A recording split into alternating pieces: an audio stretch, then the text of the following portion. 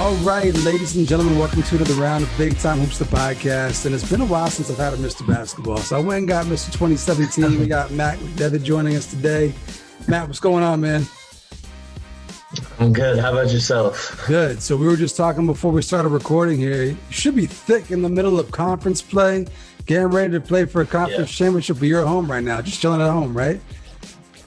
Yeah, not doing much. Can't go back to school until the start of February. What's it been like? I mean, you talked a little bit about how you stayed busy first semester with the internship, which we'll come back to, but what's it been like for you? Like, are you just ready to get out of the house, ready to go back to school, or what are you thinking right now? Yeah, it's kind of tough being home this long because I haven't been like this. Every year for jam break, I'm only home for like 5 days for Christmas. So this is the first year I've actually been home this long. It's weird. Are the parents trying to kick you out, or they like having you home? I don't know, maybe a little bit of both. We definitely get sick of each other, but it's good to be home.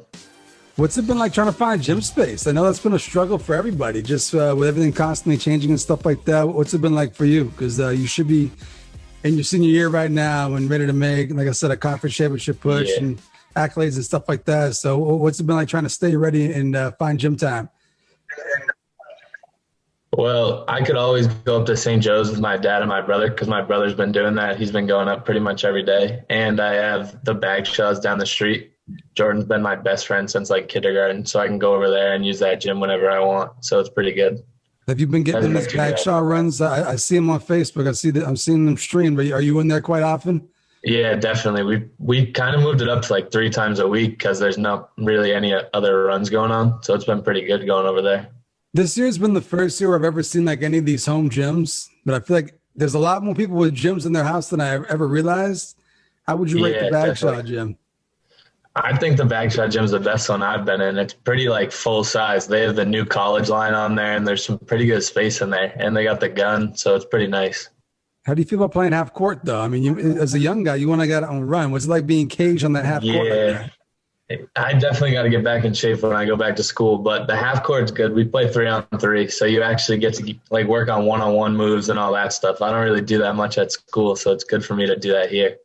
What's been the expectation from your coach? Like, we're just trying to stay ready. You mentioned like when you get back, you got to get in shape, and hopefully there are some games for you guys waiting for you when you get back. But like, what's been the what's the coaching staff been like during this time, trying to keep you guys ready?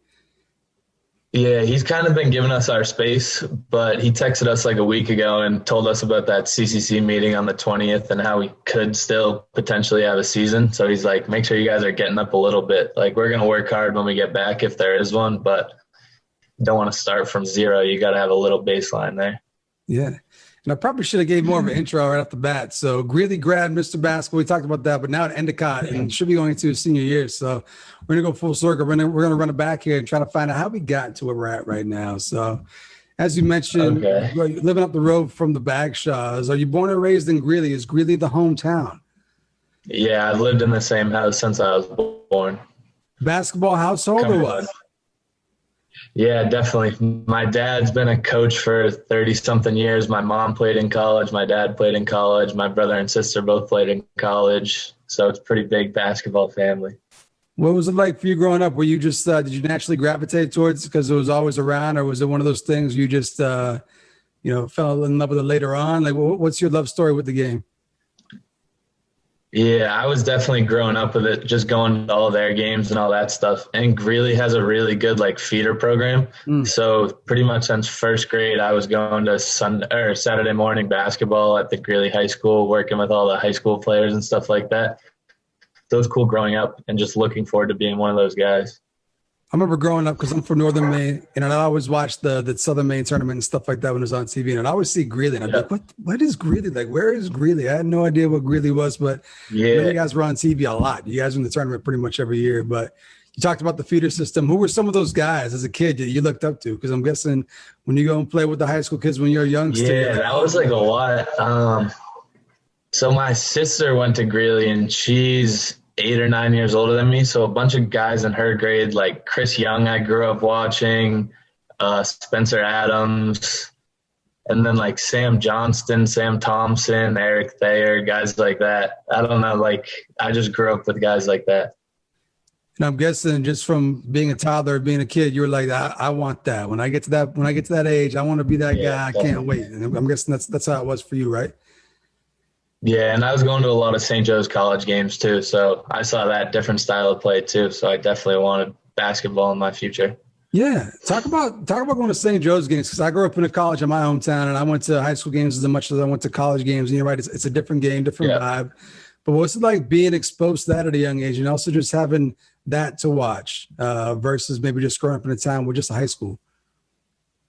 Yeah, it was definitely cool because I got to travel with my dad sometimes because he was the girls' coach. So I would go and we would watch them, and then we would watch the boys' game. And I always thought they were like superstars playing when I was a younger kid.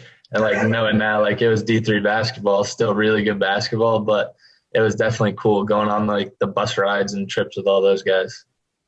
What was the longest bus ride you were allowed on?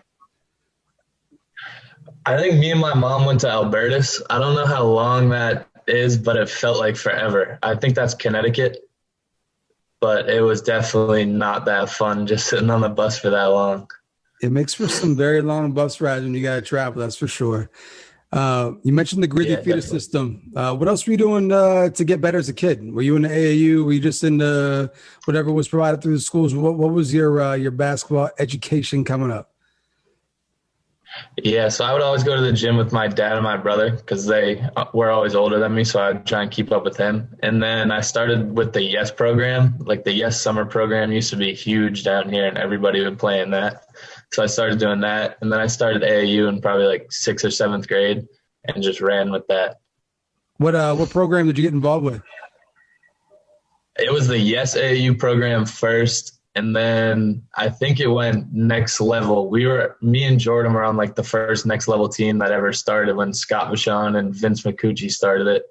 And then I played for Maine Thunder for a little bit and went back to next level and finished with them.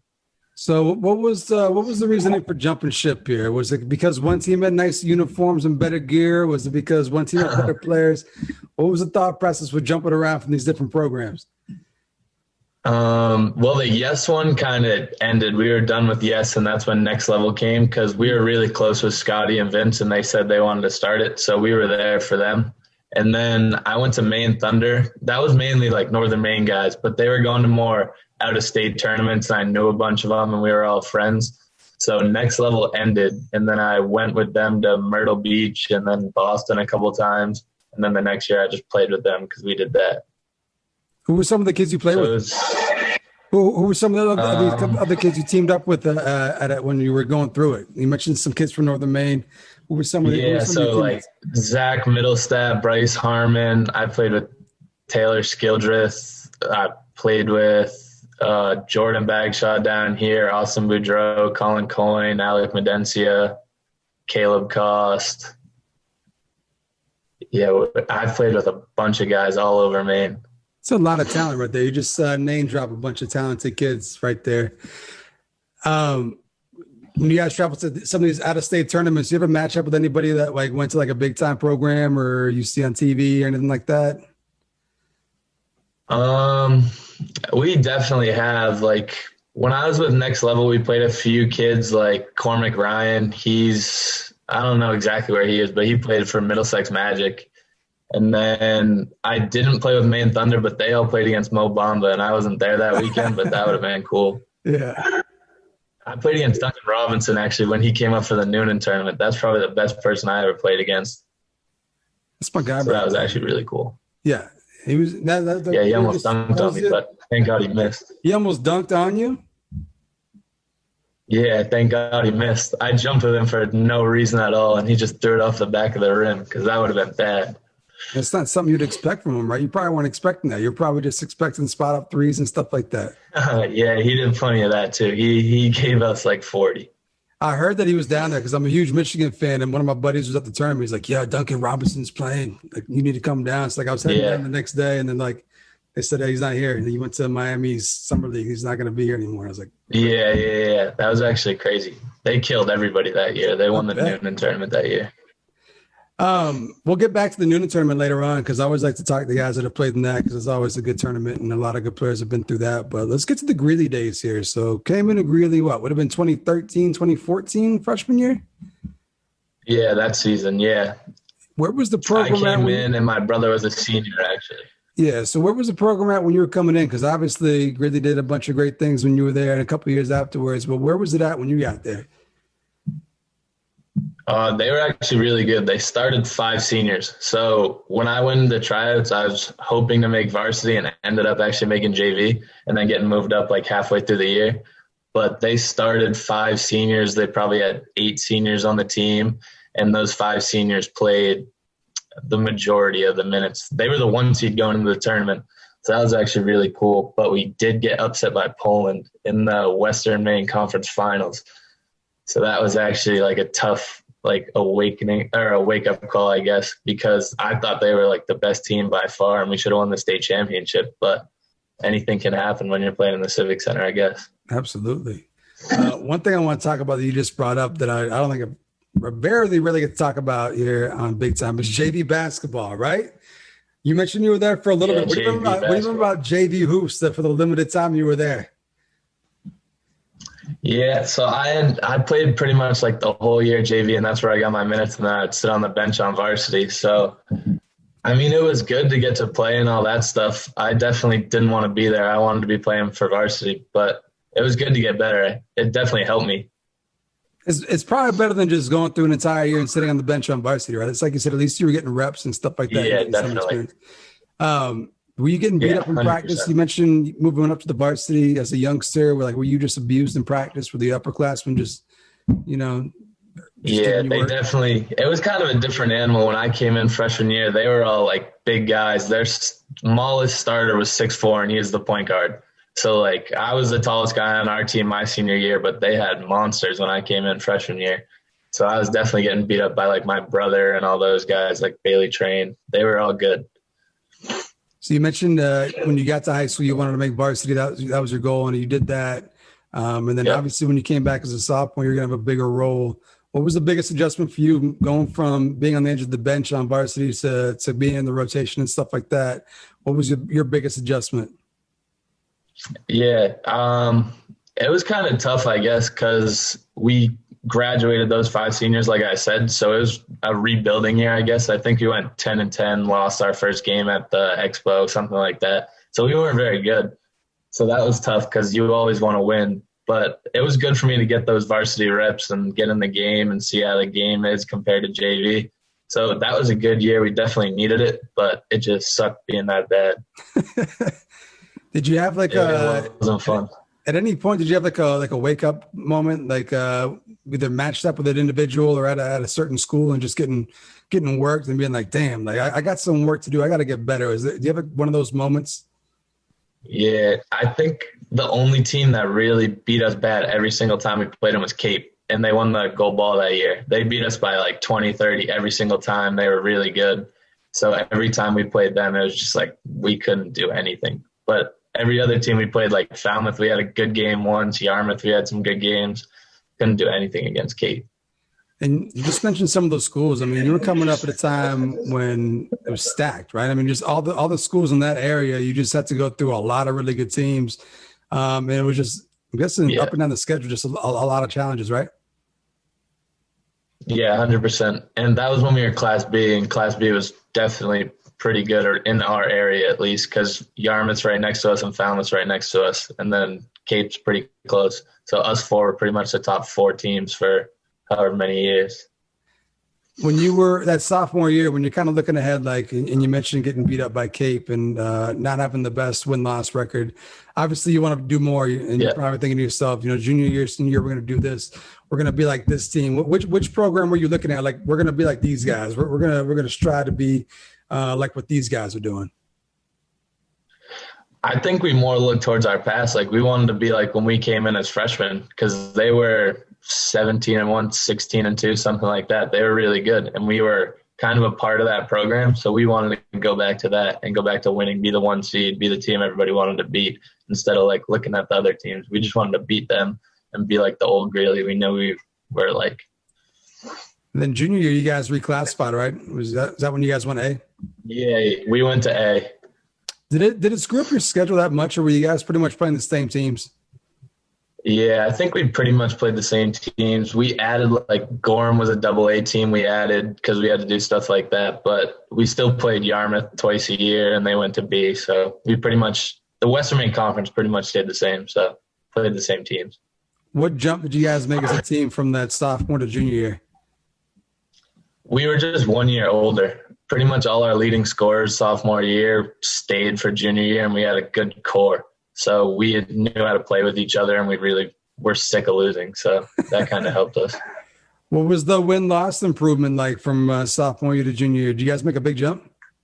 Yeah, we went in the 1 seed my junior year. I don't know. We might have been like 50, you play 18 games, right? Like 15-3 or something like that. Yeah.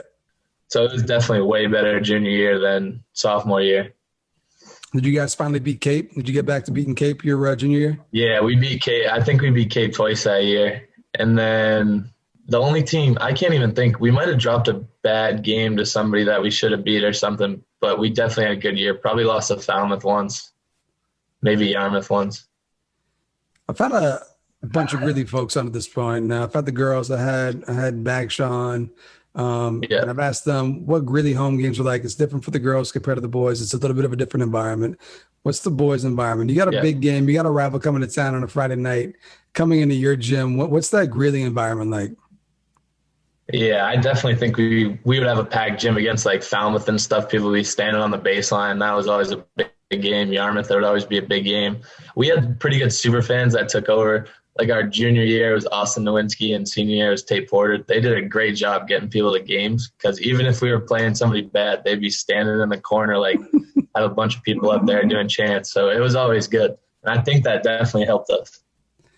And I always like to ask this question too, because it's different parts of the state you go to in terms of the environments you go into, right? It's like certain rivalry games can be nasty. Some fans can be nasty. Some gyms are just intimidating to go into. What were some of those places for you guys? What were some of the gyms when you went into, like it was going to be a dogfight and just a crazy, crazy atmosphere? Yeah, it's definitely those same three, just Falmouth, Yarmouth, and Cape, just over and over. Every time we played them, it would always be packed. Who's got the nastiest fans?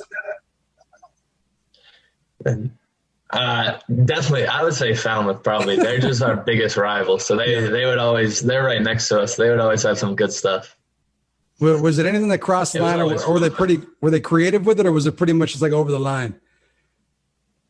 No, it's just creative. I don't mind that stuff. I think it makes the game way more fun when people are talking shit like that. So it just makes it way more fun. Just gives you that extra motivation. So I like that stuff a lot. I was going to ask you, do you prefer a big game with a rival coming to your gym, or do you like going on the road and being in a hostile environment? I would much rather be at our gym. Yep. But if we have to go to an opponent's gym, I think it's more fun playing there. But playing in front of the home crowd's always good. So your junior year, you mentioned you guys did a lot better than sophomore year, got back to the tournament. What was it like? Pretty much you playing like your first tournament games, because you were on the team your freshman year, but probably didn't get minutes. What was it like getting your first reps in the actual tournament as a junior? What do you remember most from some of those early games? Yeah.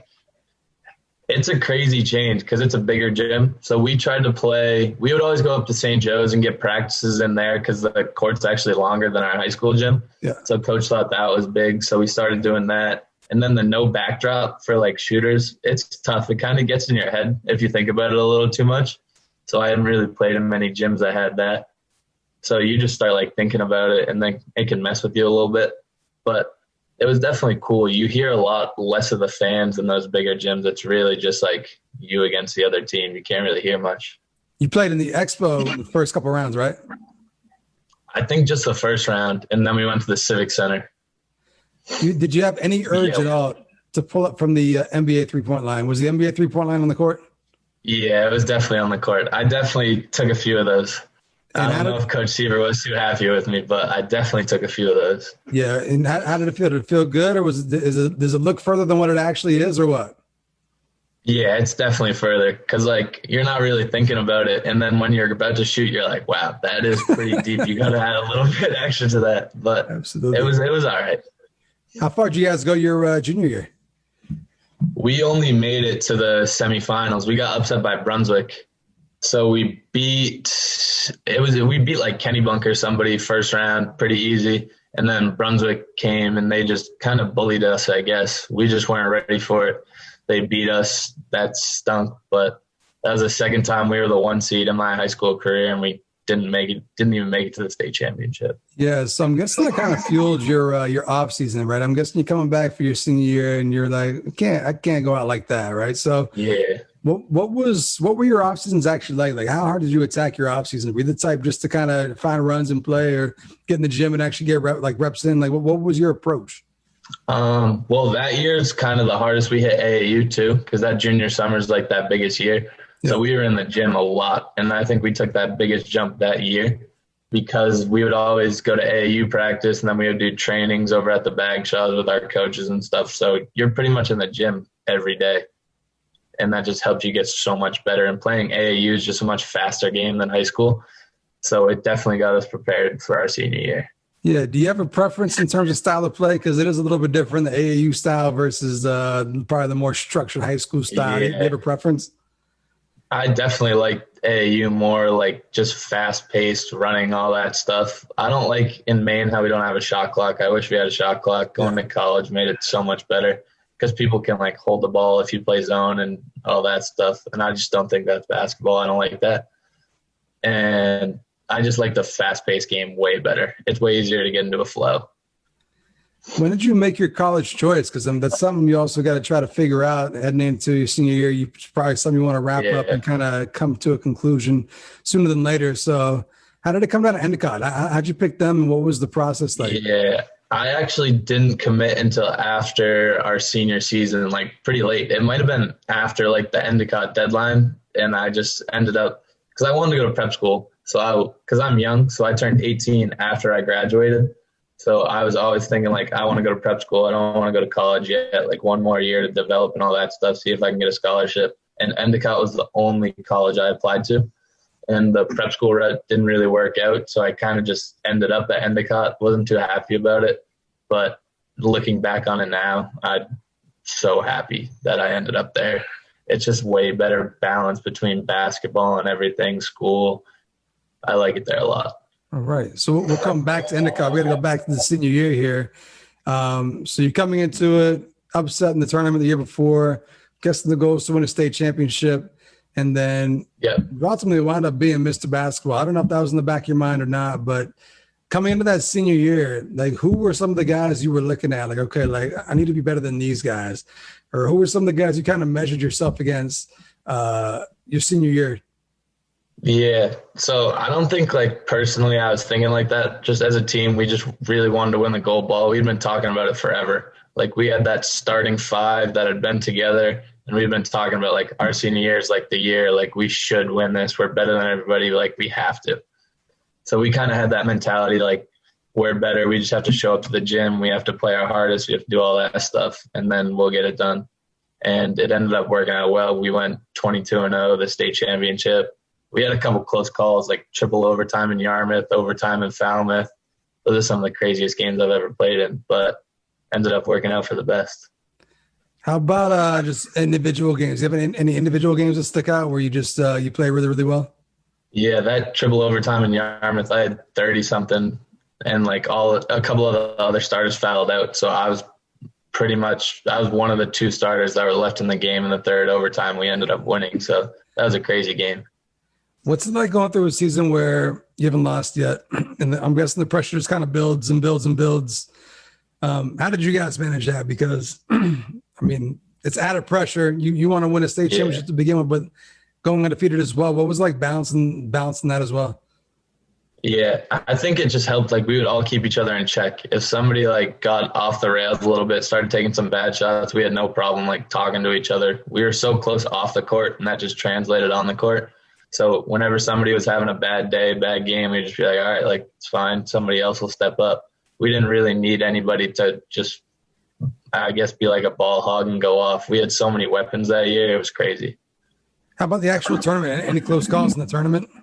Yeah, York was up on us. York got up like 1 or 2, I think, with like 5 minutes left in the fourth. And we were a little bit scared because nobody had like tested us like that in the tournament. So that was a close call, but we ended up winning that one. So it was good. And then we played Falmouth, and Colin, their best player, got hurt. So they had Michael Simons, their freshman, was like trying to do everything. So that was a pretty easy game. And then we won the state championship. We were up like 40 at the start of the second half. Who'd you guys play in the States? York. Messalonsky. Messalonsky, okay. So, is that fun? Like you kind of probably dream, playing the state championship, coming down to the wire, pulling it out. Like, what would have been more fun? Like winning by 40 or a close game? Well, I was 17 points away from scoring my 1,000th point going into the state championship. So it was good to like kind of be able to breathe and do all that stuff once we got up big. Because you kind of get there and you walk in the building and you're like, wow, like we're here. This is our last game of our high school career, like no matter what. So I think it was good to go at 40. Everybody got to play. Everybody got to be in the game. So I think I'd rather have that, way less stress. How many shots did it take you to get to your 17 points to get 1,000? Were you just jacking them up? At the start, I think I started like 3 for 3 from 3. I had 16 at halftime, so I just needed one more, and I got fouled shooting a 3 right at the start of the second half, so I got that over with like quick. But the whole tournament, whenever we'd be up big on somebody, coach would leave me in a little bit, and I'd just start chucking to try and get those extra points. Anybody have to tell you to chill out? Like, hey, relax, dude. Pass the ball. I think everybody knew at that point, so they kind of just let me rock. But if that was a regular game, they definitely wouldn't have been happy with me. So it's not a bad way to kind of cap off a senior year. You win a state championship, you get your 1,000th point, and then ultimately Mr. Basketball. Who were the finalists that year for Mr. Basketball? It was me, Colin Coyne, and Jacob Hickey. And any doubt going into it, or were you nervous, or did you feel like winning the state championship might help your resume? Like, what was the thought process at the award banquet? When I saw the top 10, I was actually pretty nervous because there's a bunch of Northern Maine guys. Like Justin Thompson had a great career, won a couple gold balls, scored a ton of points. Some other guys on that list. So once coach told me I was a finalist, I was like relieved. And then saw the rest of them, I was definitely worried. Wrote a speech just in case, and then I ended up winning. And then it was great. So it was just a great day.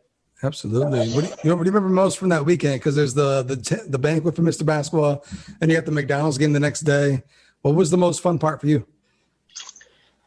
I guess like before they announced the Mr. Basketball and stuff, you sit with your team, like that McDonald's team. So it was cool just sitting down with all those guys like that you used to like not like, I guess you're going against. So it's good to sit down with all of them and like get to know them a little bit. So that was definitely the coolest part of the weekend. And you guys also have a practice, right, where you scrimmage another team? Yeah, I think you scrimmage like some of the CD teams and you like mix it up a little bit. We were just fooling around just up at I think it's in the Bangor, the UMaine Rec Center. Oh, yeah. So we were just up there just fooling around because I know a bunch of those Northern Maine guys too. So it was good to see all those guys because I don't get to play them in the regular season. And you guys were just fooling around. I thought that would have been like a nice, fun, intense game. Like, a chance for you guys to really go at it. But you guys were just having a good time? Yeah, I think some people were taking it serious, but I was just fine being there. It was fun just being with everybody. Yeah, I mean, you were on cloud nine. You just got Mr. Basketball, came up state championship. Your life was good, right? Yeah, definitely. It was definitely the best finish to my high school career that I could have imagined. What was it like going into college where, things changed? You don't have AAU to kind of fill the gap between end of the season, start of the next season. Different responsibilities. You're jumping up a level. What did you do to get ready to head against Endicott? You mentioned that you're a little bit younger, so probably a little bit smaller, heading in as a freshman. What'd you focus on? We kind of just kept doing the same stuff. I've always been a big, go to the gym, get my shots up, do all that stuff, work out basketball-wise. I've never been really into, all the lifting stuff, and that's kind of what held me back a little bit. But I'm fine going to the gym. I'll get up 500 shots, do all that stuff going into college because I definitely wanted to play from the start. What's it like rolling up on campus as a freshman? Because I remember I grew up in a college town, so I remember when other guys would come to town to start the year, they'd just be pick up. Yeah. What was it like you showing up as a freshman and just those early runs? Because I'm guessing you want to kind of make a name for yourself to kind of definitely I'm here. What was it like for you when you first showed up? Yeah, so coming in, I actually had a huge freshman class. There was 7 of us. So we had a big class, so it was good. I had that group of 7 guys. So whenever I wanted to go to the gym, somebody else would want to go to the gym with me. So that was good coming in. And then we would play pickup 3 or 4 times a week. So you're just trying to work as hard as you can. Like, you don't really have to score, just like play defense and stuff like that. And I was never a big defense guy, but you had to get to college and like change up a little bit. So you just want to work hard and get noticed any way you can. So that's what I focus on. For those that aren't familiar with Endicott, just talk a little bit about the conference, the schedule, what it's like in terms of competition. We're in the CCC, so it's a pretty good conference. We the only main team we play is UNE, so I play one main game a year because you play everybody in the conference twice. It's been like us and Nichols pretty much battling at the top, and Nichols has got it the last 4 years, I think. They've won 4 straight championships, and we were the 1 seed last year, actually, and they beat us at our place, so that kind of sucked. But it's always us and Nichols, and then like Roger Williams is good, Gordon's good, Salve's good. It's just there's not a big like gap. It's pretty top heavy. Like the top 6 teams are really good, really competitive. You could lose to anybody, and then it kind of falls off a little bit. But it's definitely competitive when you step on the court. Yeah, and I'm guessing some good environments. You mentioned being a kid and going to St. Joe's games and thinking it was like the best stuff in the world, even though it's D3 hoops. But D3 hoops is really good, especially in New England. Yeah, and some of the schools you guys played. I remember I went to a tournament at Salve back in the day. We went to a tournament down there and just some really, really good teams. So what are some of these rivalry games like in college? A little bit different than high school, but definitely a little different. But like our conference championship I just mentioned at our place, the game was at 1, and we had people. I went to the gym to go shoot before the game at like 10 o'clock, and there's a line out the door because they said they were going to sell out. So the gym sold out. They wouldn't let anybody else in. I had some friends that tried to come up from Maine that got there too late. They couldn't get in the gym or anything. So that was the craziest environment I've ever played in. They had like the metal barriers up in front of the fans. It was nuts. So us versus Nichols is always a good rivalry game. And then here and there, you'll see like a Saturday game where fans will come in, but the weeknight games aren't too big. What's your progression been like? Because when you get to college, it's kind of like starting over. You got to kind of earn your spot, work your way up. And you've done so. You're all-conference first team. I think you had an all-conference first team nod, right? Yeah.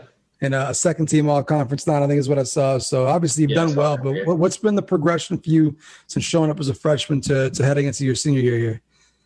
So coming in freshman year, we had a couple good big men. And then one's from Maine, Nick Tebow, actually. And he started with me freshman year. But we scrimmage Wheaton and Bentley before the year and do all that stuff. In the Wheaton scrimmage, I started and I went like 8 for 8 from 3 in the first half, and then had like one more in the game. So then that pretty much like sealed my starting spot. And coach was just giving me like the confidence I need, especially as a freshman being the youngest guy. All the guys are hyping you up a bunch. They want you to take your shots. So that was good for me. They just gave me all that stuff. And I had a pretty good freshman year. Didn't end up getting rookie of the year in the conference, but that was definitely my goal. I think I finished like second in the voting behind a Western New England kid, but it was a great freshman year coming in. And then what was the leap from freshman year to sophomore year? Because that's why you got all conference second team sophomore year, right? Yeah. Our freshman year, we went to the championship, and then sophomore year, we only graduated one senior from that freshman class or from that senior class. So we were expecting to be like really good, and we didn't really approach it the right way. And we ended up going in like the 4 seed that year, had a really bad year, I guess. A bunch of us were just like taking bad shots, being selfish. We weren't playing hard together. So that was the worst year we've had so far. And that was the first year in like 5 years Endicott didn't make it to the championship. So that kind of stung for all of us. We didn't really like that. It's kind of mirroring your high school career a little bit, right? Yeah, exactly.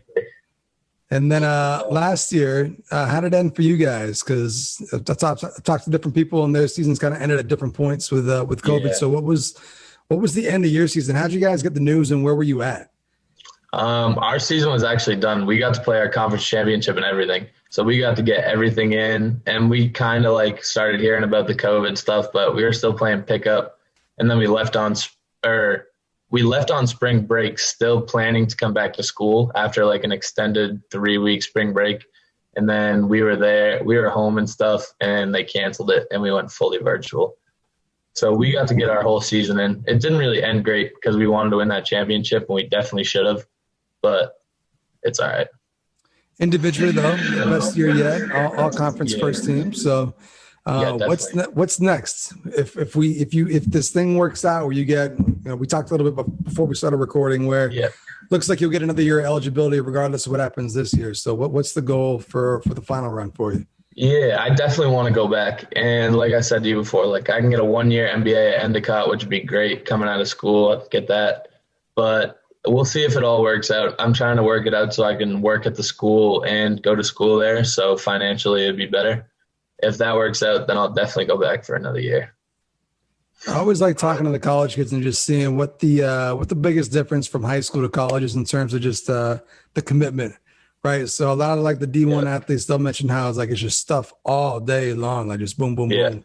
And maybe not to the same extent when you play D2, D3, but still a huge commitment, right? So spending a lot more time doing things than you probably did in high school. High school, you get a lot more freedom. What's it been like for you in terms of like time management and just all the extra stuff that goes into it? Because it's pretty much a year-long sport, right? I mean, you get there, you're doing open gyms, you're doing preseason, you play till February, almost March.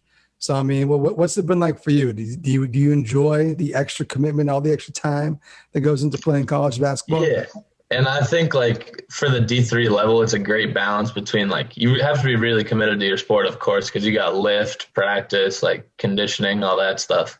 But it's a good balance with your like social, athletic, and your school. So we would have Sundays off every week. So that was a good like recovery day, just watch like football, do all that stuff. But it's a big commitment because we do 6 a.m. practices. So you have to wake up at 4:45, get to the gym, go to practice for 2 hours, go to your room, try and take a quick nap, shower, go to class for 4 hours, go back to the gym, have lift later that night.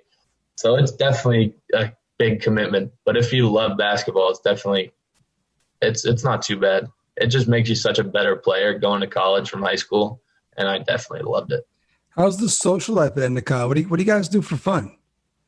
A lot of kids live on campus at Endicott, so it's pretty nice. We're 30 minutes outside of Boston, so if you ever want to go to Boston, you can go there. But on campus is pretty fun. We have houses on campus that the seniors get. It's 70% athletes or something like that. So all the sports teams get along really well, go to each other's games. So it's fun hanging out with those guys on the weekends. If you had to make a recruiting pitch to someone in Maine, if you're trying to bring the next big Maine talent down there to Endicott, what's the recruiting pitch? What are you going to sell them on?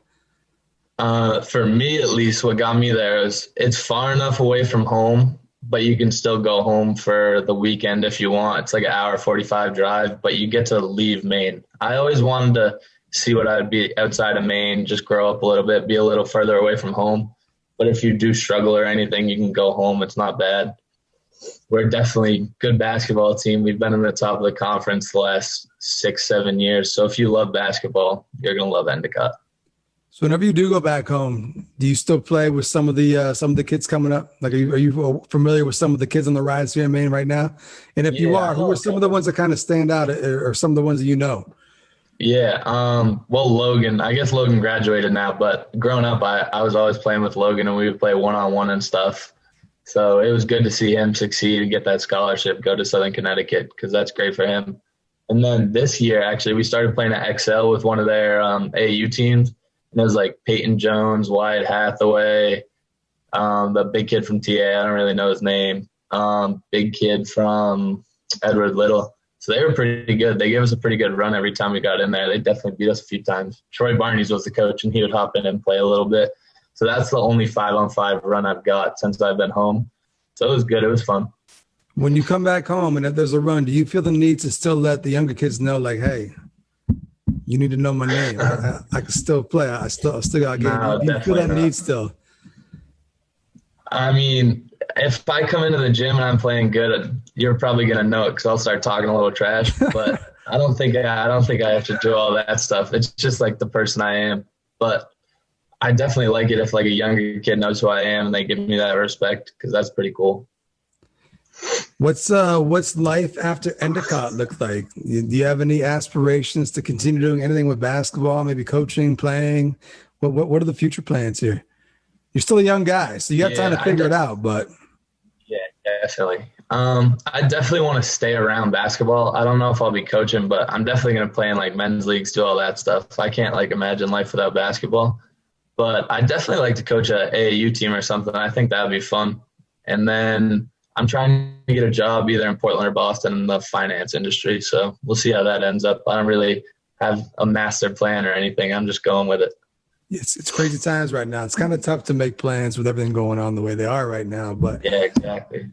You mentioned the Noonan tournament. Do you have any memories from the Noonan tournament besides Duncan Robinson almost dunking on you?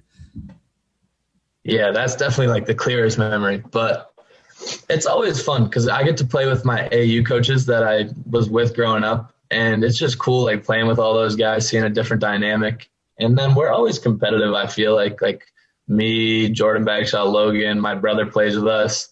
Heath, who went to college with me, is a 2,000-point scorer, Keith Brown. He played with us. LB Murphy from St. Joe's, Scott Vachon, all those guys. So it's just a fun tournament because it's actually really competitive and people take it serious. Yeah. And you don't really get much of that outside of college. So, like, it's just fun to play in, I guess. Being one of the younger guys and playing against all those older guys is fun. So there's going to come a time in your life where you're probably going to want to win one of these tournaments, right? And you're going to be tired of like the old guys asking you to play on their team because the old guys might be slowing you down. Like at what point are you going to be like, guys, look, we had our fun, okay? You know, I'm loyal to you guys, but I want to go win. So I'm going to go get some young guys and we're going to win this thing. Are you close to that point? Or are you still okay running with the old guys? No, I still like playing with the old guys because they're fine with any shot I take. I don't want to be on a team with too many good players. I like to still score the ball. But they just set you up, set you good screens, give you the rock, just let you fire away. Yeah, we have fun. And like Logan's on the team. Logan's really good, so he'll do his stuff. My brother's been playing overseas, so he'll do his stuff. It's just fun playing with guys like that. And then it's like being back in college, I guess, because you have a bunch of good players. And you mentioned the runs at the Bagshaws. So if you had to go in there, you guys play what? You guys play 3-on-3 for the most part. If you got to bring two guys, 3-on-3. Yeah, who are you going to play? If you got to bring your three and you're one of them, who are the other two guys you're bringing with you? I'm definitely bringing the two Bagshaw boys. We play 2s and 1s in there, so if you can shoot 3s, you're going to win a lot of games. So it's definitely good having those two in the home gym. Didn't they just have a tournament in there like over Christmas or before the holidays? Isn't there like a big tournament they throw over there? We do one in the summer. Yeah, we do one in the summer. It's called like the War on the Floor. Get 36 guys, do 12 teams. It's actually really competitive. It's a full day of basketball. And then we have like 12 guys that play pretty consistently. So you get a good run in there whenever you want. Okay. Who fouls way too much over there? Who fouls? It depends what kind of day you're having, I guess. If somebody burns you, you're going to get wrapped up because we don't do anything for fouls. It's just like foul replay. So they're going to get an easy layup. You're getting fouled pretty hard. But I definitely foul. I don't like to like move my feet and play defense like that. I like guarding the big men. So I definitely foul a lot over there. Has anyone taken it too far? Have you lost your shit in there one time? Like, come on, man, come on. Yeah. I mean, like, sometimes you get fouled hard and you're like, I still got to go play college basketball and all that stuff. Like, you guys are done with that. But it's gotten heated in there a little bit. But it's usually good because we all go drink a little bit after, so it's fun. One day you're going to be one of those old guys who's committing those fouls. So, you know, it's part of life. I can't wait. It's part of life. Hey, did we miss anything before we get up out of here? You know, the floor is yours. If you got anything you want to hit on, anything we missed, this is your chance right here. I just want to say thank you. I've seen what you've been doing with this podcast. It's been great. It's really cool to see all these main guys sit down and talk about it. They're the main girls and guys because it's cool seeing that insight like at the different levels. You don't really get much of that. So I just want to say thank you for having me. Absolutely. I love hearing the inside stories and hearing stuff that I hadn't heard before. So I'm going to try to keep it going and get as many great people such as yourself. It's good to have a lot of great former and still great, still doing your thing down there at Endicott. So thank you for coming on. And we're going to have to maybe somehow Big Time can get involved at this War on the Floor thing or something like that. Or that would be fun. With some post-game interviews. Yeah, post-game interviews with War on the Floor. Yeah, that'd be fun. Shout out to all right, man. Shout out to Matt McDevitt for coming through on Big Time Hoops, the podcast. That's going to do it for this week's episode. Make sure you're checking out all the previous ones up there wherever you get your podcasts. And I'll be back next week with another Big Time episode of Big Time Hoops, the podcast. We'll see you.